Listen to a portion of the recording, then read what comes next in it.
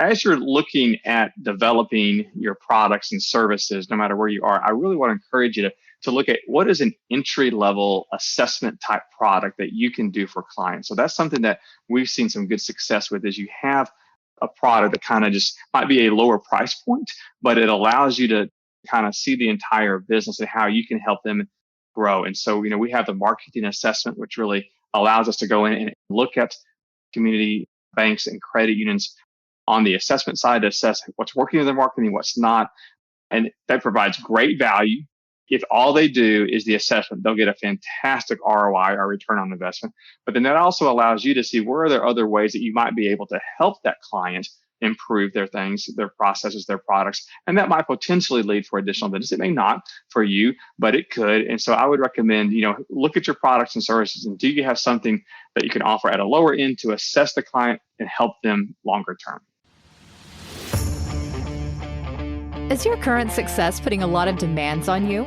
If you're good at what you do, and you are, then everyone wants you. But that's no way to scale. If you're delivering spectacular results, you should be commanding higher fees, working with only the best clients.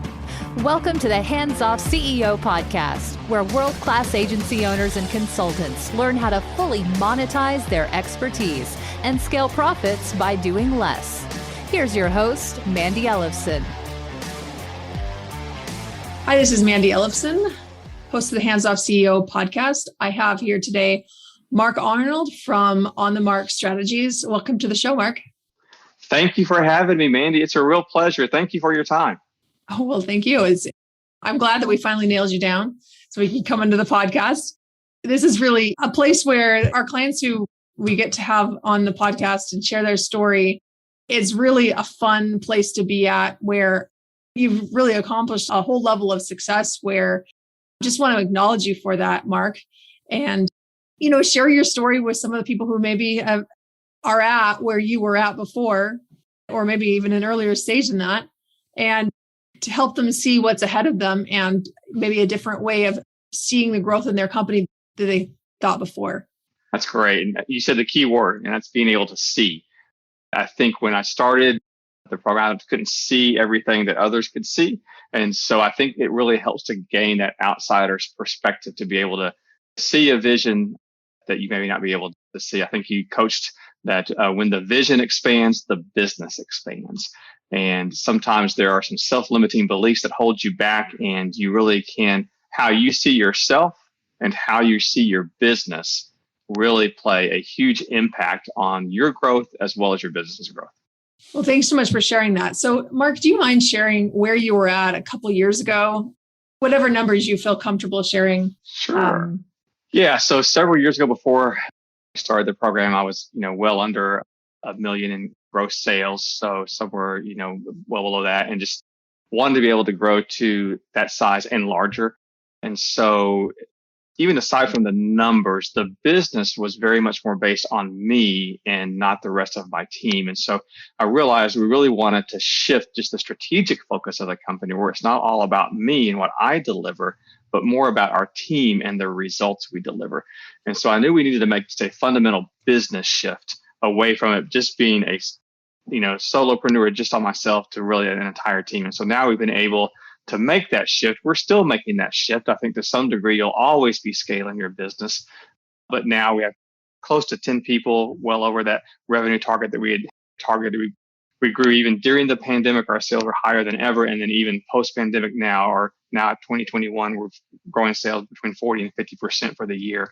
So we're able to grow and add people. And so it's not just a number size certainly plays a factor, but it's also a strategic shift just in the way the company is made up. Yeah, absolutely. And I remember that you were already a high-level expert in your field. So what field are you in? Oh, great question. Yes. So I am the founder of On the Mark Strategies, and we're a company that specializes in helping credit unions and community banks both develop and execute their strategy, their brand, and their growth. So we're a highly niche business that really focuses on the financial services industry. And our job is to really help them grow in multiple areas. And we do that through various offerings, whether it's through branding, whether it's through strategic planning, some of the the training that we do, lots of different avenues that we do to help them achieve their growth goals. Right. So then I know that you were saying being less about a solopreneur and more about a company, but I know that when we first met, you definitely didn't just have a solo business. No. It might have looked like that on the outside of it because a lot of your business comes from speaking and really you being the face and expert of the brand. So how have you made that shift where you still are the face and the focus of the brand? How have you been able to do that where you're now making six-figure deals that are delivered a lot less with a lot less of you? Yeah, exactly. Great question. It is a shift we're making and continue to make. You can still be the point person as the owner and founder of the company and still do a lot of the sales and whatnot. But I think the shift that needs to make is companies, while they still are looking for you, they're hiring results. They want the results you deliver. And so if you can make it more about the process than the person, that's what helps. And so we help to show that. And then also, I will tell you, one of the key factors is getting the right people on your team in place. You've got to have the confidence in the team that you have to be able to deliver when you're not in the room. And so while there's a place for you to be in the room, a place for you to start the business, get the business, speak to the business, whether you're on the platform or off the platform, but you have to have a great team behind you to be able to deliver those results. And the client also has to understand that they're not just getting you, they're getting the results. They're getting an entire team behind you and really sell that aspect. And honestly, it's better for the client because they have a whole wealth of folks behind you that are going to deliver that. So I know this was a huge problem for you at the beginning. What percentage of services a couple of years when you sold a client, what percentage were you the one responsible? Yeah, it could be 70 to 80% at least of our business was primarily myself, easily, not higher than that. So yeah, very much. And so now we're continuing to shift again. Now it's down to 50% or less, and we're going to continue to make that shift even more and more over time. So again, it is gradual. It's not something you just do overnight, but certainly with the assistance of your program, we've been able to really look at our processes, our procedures, and to really take it to where it's less on me and more on others. And you still get drawn into the business, but that's always going to happen to some degree. But again, my team famously has a drinking game now where I say, I need to work as an owner on the business, not in the business. And I preach that to them and they take a drink every time I say it, which is multiple times a day. But the reality is it's so true is that as the owner, you got to work on the business, not in the business. And that's a sea shift change and it takes some time, but you can absolutely do this. Anyone can do this. If I can do it, anyone can do it.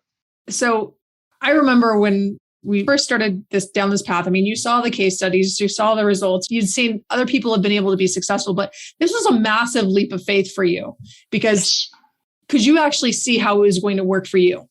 Well, was I able to see it? Yes and no. I saw it, but being a Gen Xer, I was skeptical and cynical. So I was like, yeah, well, but to a degree. But, we decided to make the investment and look at it, and it's paid, multiple fold time and time again because of the investment that we made. So it's definitely yielded that and more. And again, I go back to the vision. You got to be able to see what others don't. And you got to be able to, or you got to see what they see in you. And sometimes you don't see that. You're just too close. So there was a little bit of, I won't say cynicism or skepticism, but I was like, okay, I'm going to try it. And it's been fantastic. So. Well, and it's especially difficult for your business because, you actually have, it's like kind of like you have two businesses here. You have a speaking business and you're a professional speaker in the banking industry, which people are listening to this right now. That is not an easy industry to get into and to become a master in, and where they're asking you to come and speak, where they're paying you to come and speak. And that creates a real problem when they see you on the stage and they're like, all right, I want Mark. Yes. So I know that we've been banging our head against the wall and that problem in the earlier stages here. So what did you do to be able to uncouple yourself from that? And I know you mentioned a little bit there, but a couple of things. Hired the right people for sure. And hiring people who could deliver if I wasn't there. That's the key. You've got to surround yourself with great people who can deliver it in your absence. So that's part of it is price adjustment. So strategically, if they want me versus someone else, maybe it's a premium to get me to be there. So there's a price adjustment, but there's also a people adjustment. And part of it is learning to help the client and potential clients to understand, look, really honestly, you don't want Mark, you just want the results he can deliver.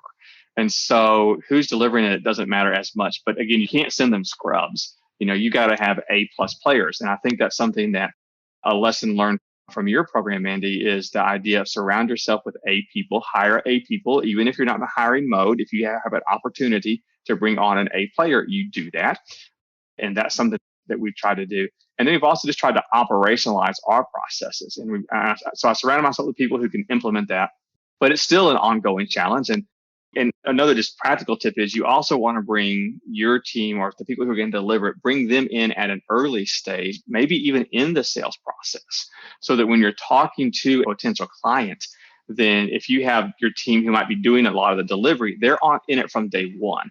And so you got to be able to do that practically as well. So as an example, today we were having a conversation with a potential client that has leads. And so I brought in my team from day one. So they see them right off the bat and they say, oh, okay, these people know what they're talking about. And so it's not the Mark show. Can't make it about you. You've got to make it about your company in the process. And also I will tell you, and I think we've had talks like this, part of it too is you got to check your ego at the door. Because sure, man, it feels great if they want you. Oh, that's wonderful. That boosts your ego up. You feel like Superman. And the reality is, Superman's solo.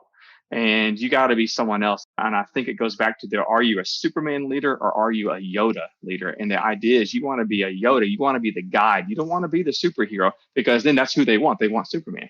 Right. But again, if you can be that Yoda leader where you're the coach and the guide, that's a whole different business approach. Right. I'll continue to be excited to see you get less and less and less involved in this as you're continuing to grow the company. But going from a place where a speaker that's delivering the services where over 80%, we were saying 70 to 80% here, but I actually remember it being higher percentage, if I recall. Oh, originally, yes. When I first started the company, it was just me.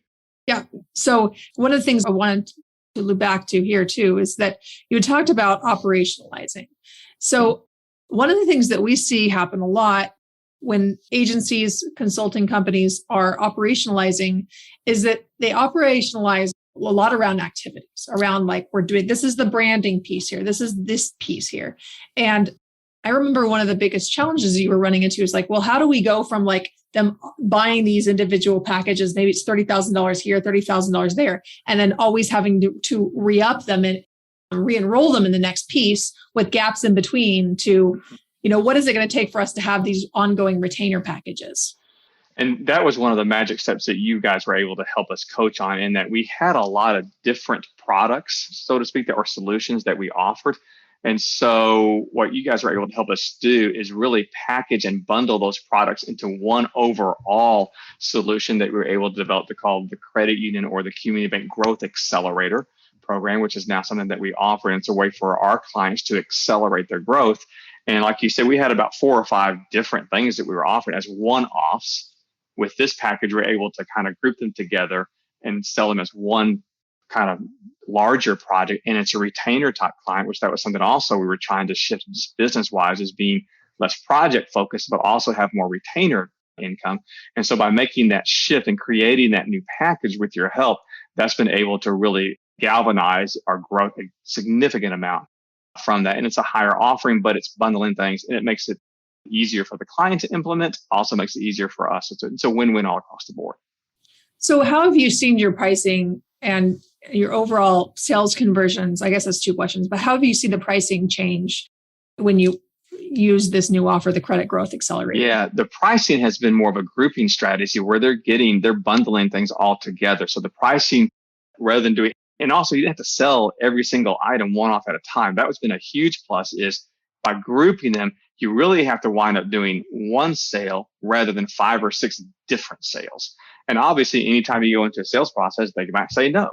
So the fact that you're able to get one giant yes rather than 3 yeses and 2 maybes, it just makes it easier for them. So that bundling of the process allowed us to get the pricing better, both for the client and for us. And it gives us a larger security as well, just from having that great retainer income. So I don't know if that answered your question or not. It does. But the other piece around here is, what is the promise around this growth accelerator? So what kind of growth do they get from working with your team for 12 months? Absolutely. So we were able to go back and look at some of our clients who, in the historical data, we were able to deliver for them. So one of the big measures or tracking in our industry is called ROA, our return on assets. And we're able to guarantee somewhere between 25 to 50% growth in their ROA, increase their assets somewhere between 20 to 25%, increase their customer or member growth rate as well.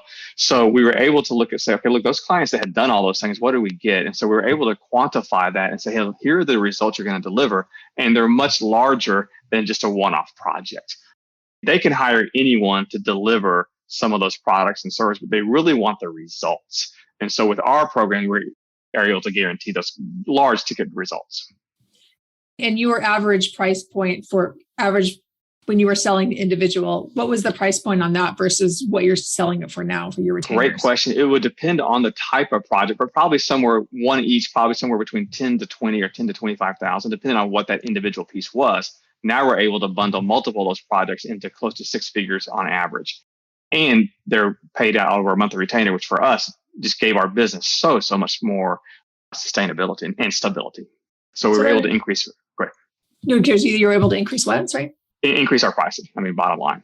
Right. Yeah, absolutely. So going somewhere between 10 to 25,000 to on average a six-figure engagement. So exactly. And the beauty of that too is I didn't have to deliver all that. That's also by putting it into a bundled package, then we can say, okay, I might do one piece of that, but I'm not doing all the pieces.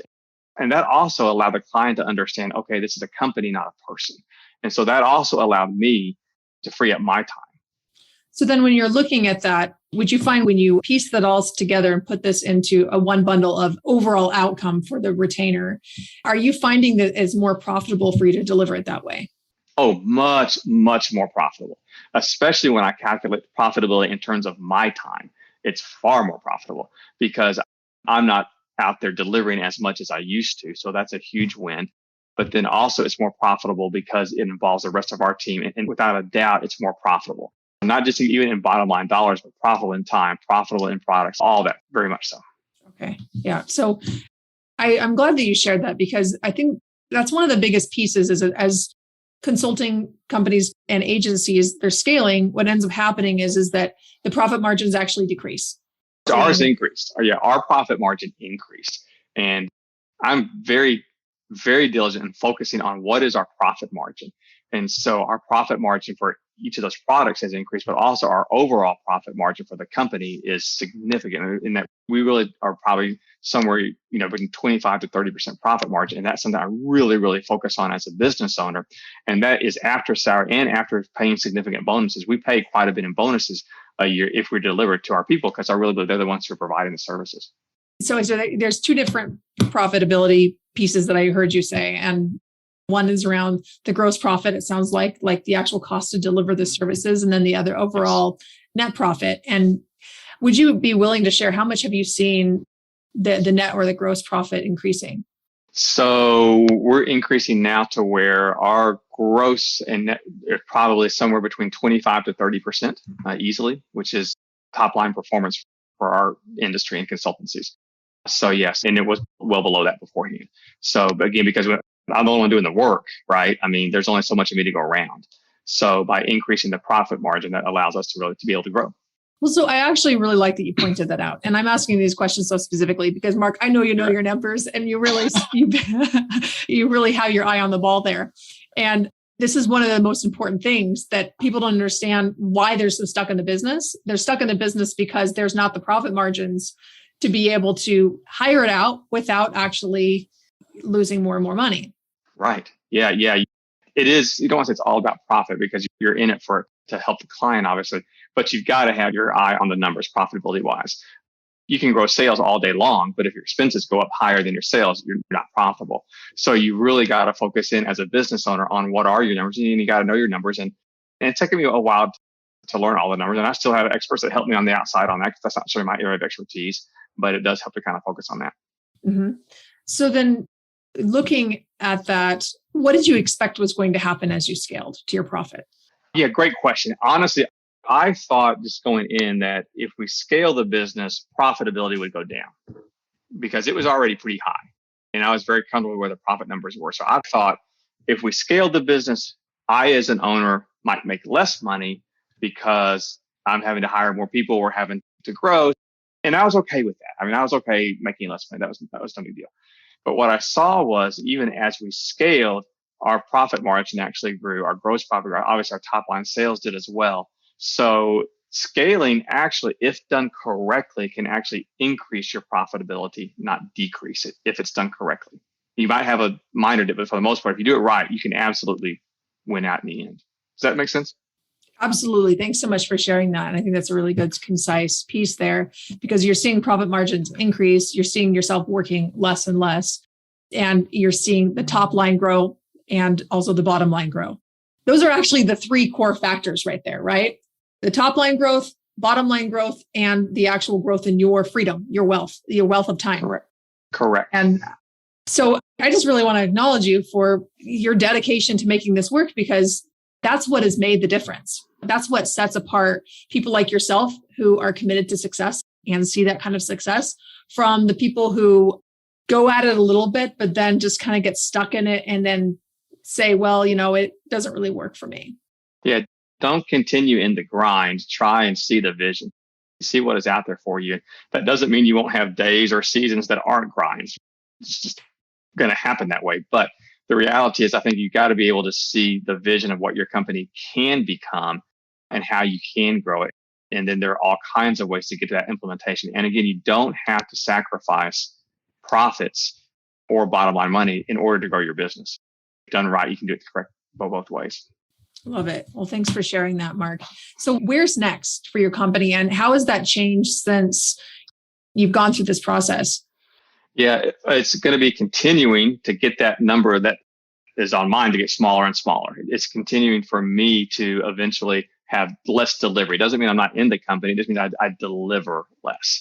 And so I hope that number will continue to get less and less so that I can have folks out there on my team who are doing far more of the delivery, where maybe they're doing 75, 80% of the delivery and I'm doing less and less. And then it still means hopefully I can still spend the majority of my time growing the company, growing the sales, working on the business, not in the business. And then also being able to spend more of my time on speaking on those kind of endeavors and still working with some of our prime clients. So that's kind of how I see it for next, and to continue to grow sales of the company, continue to grow the company moving forward. That's kind of how I see it moving. Okay. So then, what is your exit path? I mean, at some point you're going to want to retire. So now that you've gone this direction, I mean, how much do you want to grow the company? Are you looking at more stepping back and having it run as, you being a hands-off CEO, installing someone to run in the company for you, or rather run and grow like as a CEO? Or are you looking at more selling? Like, if you're willing to answer that. Great question. Yeah, great question. I have several exit lanes I can take, which I think is part of your exit strategy. You should not just have one lane that you can take. You should have a few different ways that you can exit. And again, that's still many years off for me. But one path is my oldest daughter is working for me now, which has been a huge blessing as we continue to grow the company. She's growing a great deal. She's handling more of the operations side right now and the marketing side. So we'll just see where her personal and professional career takes her. But, that is something, certainly one potential exit lane. And then the key too is as you exit is to kind of see, I still want to be involved in the company as much as possible, but maybe my role changes over time where I continue to be kind of focused on the CEO and the sales side. I love the sales side of it. I love the speaking side of it. So that's where I want to be able to continue to put more of my energy and energy and less on the delivery so that the delivery can honestly be done without me. That's really where you want to go to. And then we'll see what comes into as far as, do you sell the company? Do you not sell the company? Those are questions that'll be answered down the line. Right. Well, it sounds like very exciting adventure. And it's been, honestly, your company has been one of the most challenging as far as you being so involved in the day-to-day of it, because they're seeing your face on the stage and you're selling it. And there's whole pieces that they're expecting you to deliver too. Yes. Seeing you really morph out of this to really step into the CEO role where, yes, you're the brand, you're the face, but where you're not delivering it. I mean, this is more than anything, seeing this has been really exciting to see our model stress test a little bit. I love that, actually. Are you saying I caused you and your team stress? Is that what you're saying? We did. No. You know what? If every one of our clients doesn't cause us a little bit of stress, there's no ways for us to grow and develop, right? There you go. But COVID stress tests the system a little bit too. And every time you have your own methodology stress tested, it's an opportunity to get it better and better and see results even faster. So it's been exciting to work with you in that way. And so, Mark, if people want to get in contact with you for your wonderful services on the Mark strategy, where can they find you? Great. A couple of places. One is obviously our website, which is markarnold.com. Pretty straightforward, markarnold.com. You can also check me out on LinkedIn. My handle there is at the initial J, Mark Arnold. Check me out on LinkedIn. You can always email me directly, mark@markarnold.com, and I'll get right back to you. So I also like to kind of have one final tip, if I can kind of throw it out there. Oh, absolutely. Please. For those, as you're looking at developing your products and services, no matter where you are, I really want to encourage you to look at what is an entry-level assessment type product that you can do for clients. So that's something that we've seen some good success with, is you have a product that kind of just might be a lower price point, but it allows you to kind of see the entire business and how you can help them grow. And so, we have the marketing assessment, which really allows us to go in and look at community banks and credit unions on the assessment side to assess what's working in their marketing, what's not. And that provides great value. If all they do is the assessment, they'll get a fantastic ROI, or return on investment. But then that also allows you to see where are there other ways that you might be able to help that client improve their things, their processes, their products. And that might potentially lead for additional business. It may not for you, but it could. And so I would recommend, look at your products and services, and do you have something that you can offer at a lower end to assess the client and help them longer term? Love that. Thank you so much for your generosity and sharing that. And I know that a little while back, Mark actually broke down his entire process over an hour-long training session with our whole tribe. And man, it was amazing. Thank you so much for that tip, Mark. Thank you so much for being on the podcast, Mark. It's been such a pleasure working with you and seeing you grow and develop and your business just take off. Thank you, Mandi. I appreciate all the help. A large part of our growth, that 40-50% growth that we're having, that's a direct result of much of the work that we've done with you guys. And so I want to thank you as well. And again, I just do want to encourage the listeners that are out there, gosh, should I invest in what Mandi's offering? Does this really work? I can tell you without a doubt, it does. If you want to see more growth in your company, absolutely invest in her program, because you will. Well, thanks. That's quite an endorsement coming from you, Mark. We appreciate it. Thanks. Anytime.